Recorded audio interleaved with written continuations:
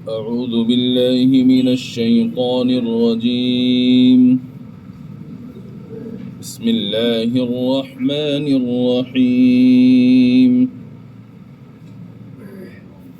إذا جاء نصر الله والفتح ورأيت الناس يدخلون في دين الله أفواجا فسبح بحمد ربك واستغفره إنه كان توابا. صدق الله العظيم.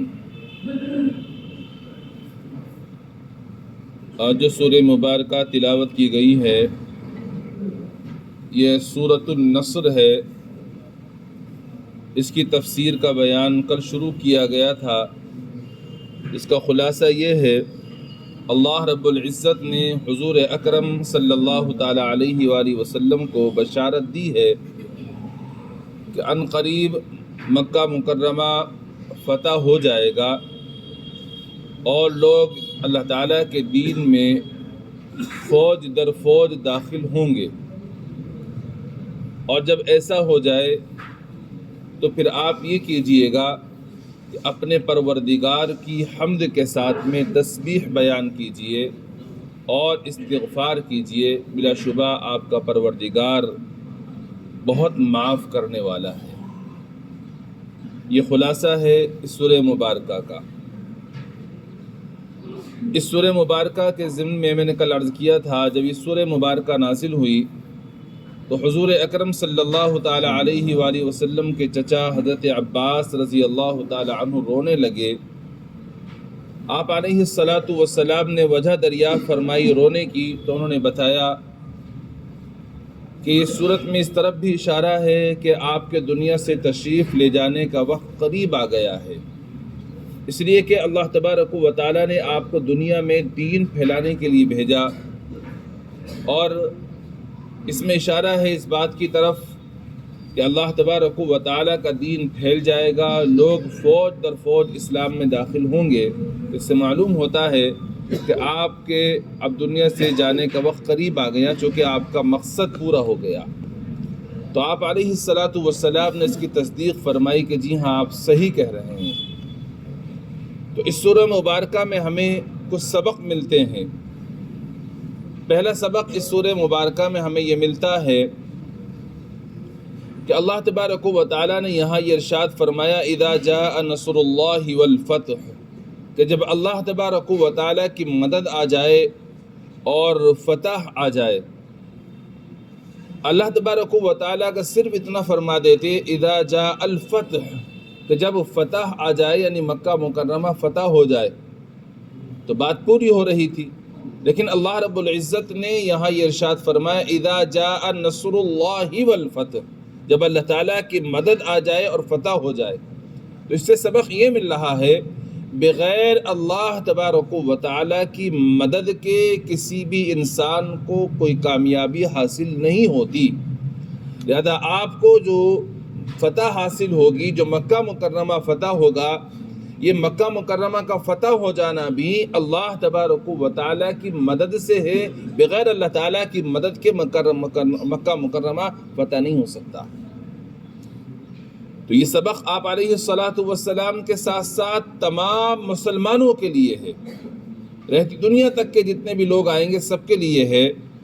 اور اس میں یہ بتا دیا گیا کہ انسان کو اس دنیا میں کسی بھی طرح کی کوئی کامیابی حاصل ہو، خواہ جنگ میں فتح حاصل ہو، خواہ اپنی روزمرہ کی زندگی کی جو ضروریات ہیں اس میں اس کو کامیابی حاصل ہو، اس کو اس کامیابی کی نسبت اللہ تبارک و تعالیٰ کی جانب کرنی چاہیے. اپنے قوت بازو کا کمال نہیں سمجھنا چاہیے.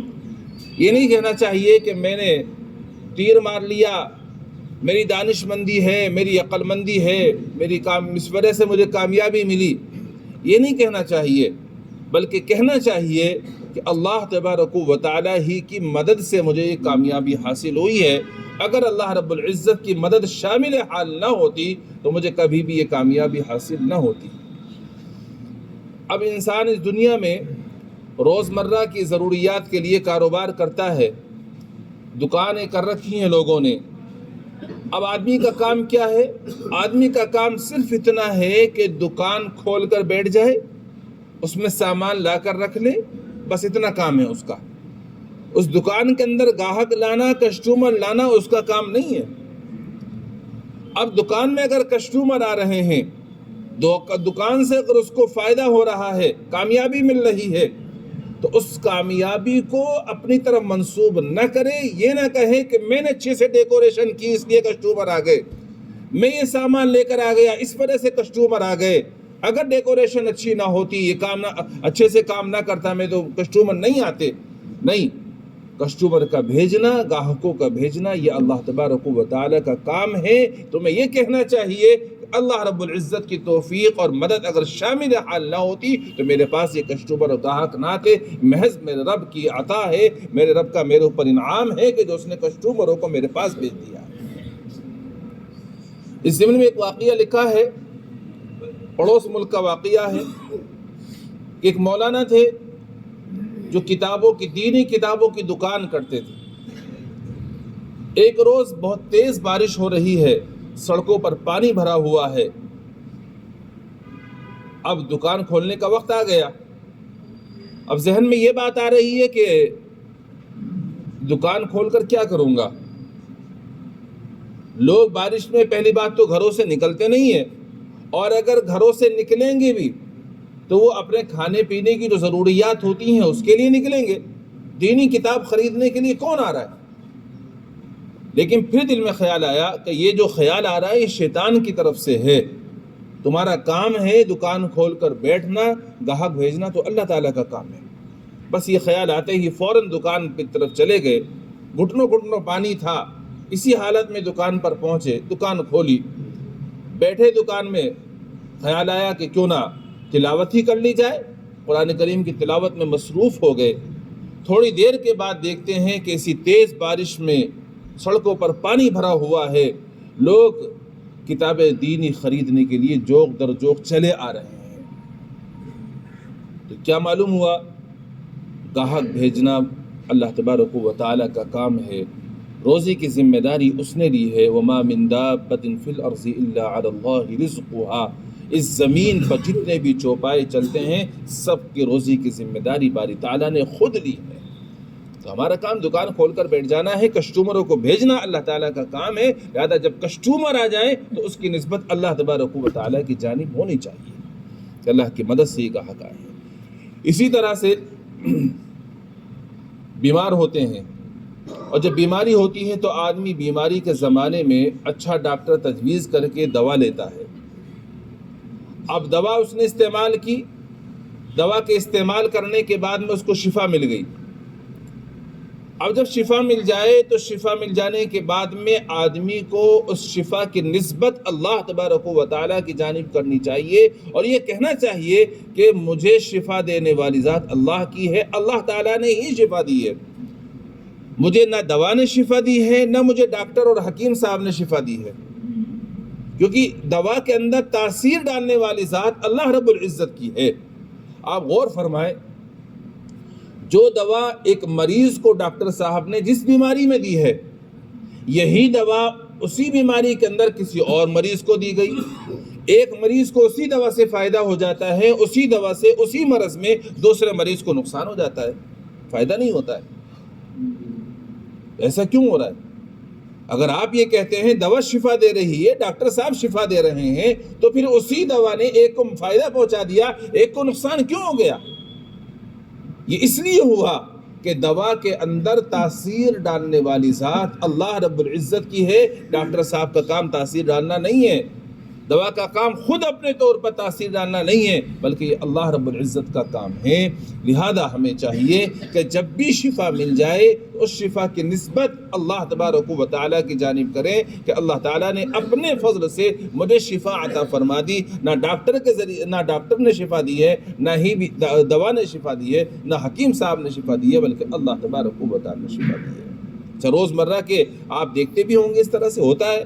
ایک دوا جو آپ کو فائدہ کر گئی ہے، آپ یہ چاہتے ہیں کسی طرح کا مرض میرے دوست کو ہو رہا ہے، لا میں بھی اس کو دوا دے دوں. یہ لیکن وہ پہلی بات اگر عقل مند دوست ہوگا تو وہ دوا استعمال نہیں کرے گا، اور اگر استعمال کر بھی لی اس نے دوا تو بعض مرتبہ اس کو فائدہ نہیں ہوتا، اس کو نقصان ہو جاتا ہے، جو کہ اللہ تعالیٰ یہی سمجھانا چاہتے ہیں اپنے بندوں کو، اے میرے بندو اس دوا کے اندر کچھ نہیں رکھا، سب کچھ میرے کرنے سے ہوتا ہے، لہذا اگر میں چاہوں تو اس دوا میں تاثیر رکھ دوں شفا کی، اور اگر میں نہ چاہوں تو اس میں تاثیر نہیں رکھوں گا۔ لہذا ہمیں چاہیے کہ جب بھی ہمیں شفا مل جائے تو شفا کی نسبت باری تعالیٰ کی طرف ہمیں کرنی چاہیے۔ میں نے ایک دو مثالیں آپ کو دی ہیں، آپ خود سمجھ جائیں گے باقی مثالوں کو، کہ جب بھی ہمیں کسی بھی طرح کی کوئی کامیابی حاصل ہو، کوئی ہمیں کسی بھی کام میں اگر لگتا ہے کہ ہم اپنے مقصد کو پورا پہنچ گئے ہیں، مقصد پورا ہو گیا ہے، تو ہمیں اس کی نسبت اللہ تبارک و تعالیٰ کی جانب کرنی چاہیے، اور یہ کہنا چاہیے اللہ تعالیٰ کی مدد سے، اللہ تعالیٰ کی توفیق سے میرا یہ کام بنا، اللہ کے توفیق سے یہ کام بنا، میرا کوئی کمال نہیں ہے اس میں۔ تو پہلا سبق اس میں یہ ملتا ہے۔ دوسرا سبق ہمیں اس میں یہ ملتا ہے کہ جب بھی ہمیں کوئی کامیابی حاصل ہو، جب بھی کوئی ہمیں فتح ملے، تو اس کی نسبت اللہ تعالیٰ کی طرف کرنے کے ساتھ ساتھ ہمیں اس پر اللہ تعالیٰ کا شکر بھی ادا کرنا چاہیے۔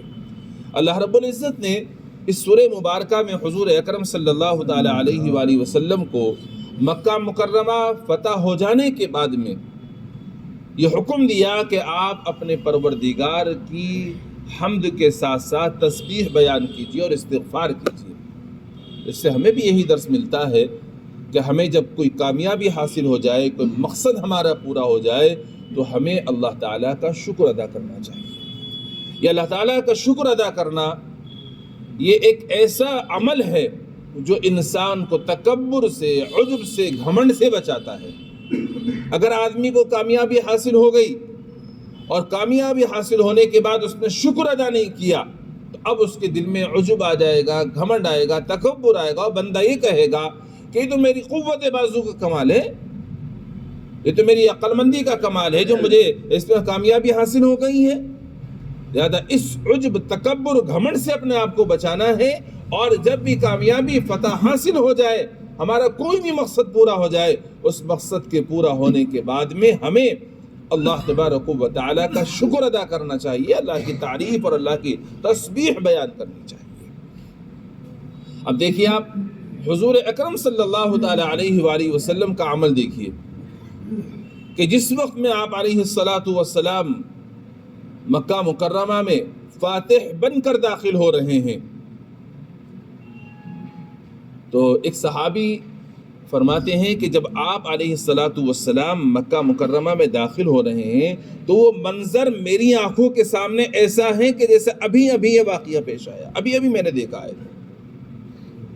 جب آپ مکہ مکرمہ میں داخل ہو رہے ہیں فاتح بن کر، تو یہ مکہ مکرمہ وہی ہے جہاں کے باشندوں نے 13 سال تک آپ کو اور آپ کے ساتھیوں کو ظلم کی چکی میں پیسا ہے، اور ظلم و ستم اتنا کیا ہے کہ کسی بھی پہلو سے انہوں نے چھوڑا نہیں ہے، بخشا نہیں ہے، ہر اعتبار سے ظلم کیا۔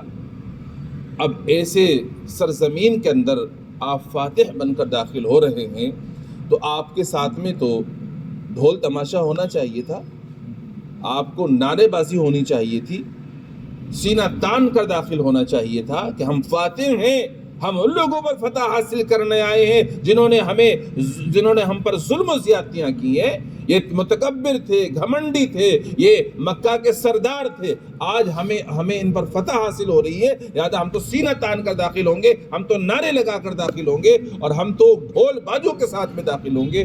مگر نہیں، وہ صحابی فرماتے ہیں وہ منظر میری نگاہوں کے سامنے ہے، آپ علیہ السلام اونٹنی پر سوار ہیں، اور آپ کی گردن مبارک جھکی ہوئی ہے، اور آپ کی ٹھوڑی آپ کے سینے مبارک سے لگی ہوئی ہے، اتنا زیادہ نیچے جھک رہی ہے، اور آپ علیہ السلام کی آنکھوں میں آنسو ہیں، اور آپ اللہ تبارک و تعالیٰ کی قرآن کی ایک آیت اپنی زبان مبارک پر یعنی اس کی تلاوت فرما رہے ہیں، اس کو ورد فرما رہے ہیں، انا فتحنا لک فتحا مبینا، کہ جس فتح مبین کا اللہ نے وعدہ فرمایا تھا آج وہ فتح ہمیں حاصل ہو رہی ہے۔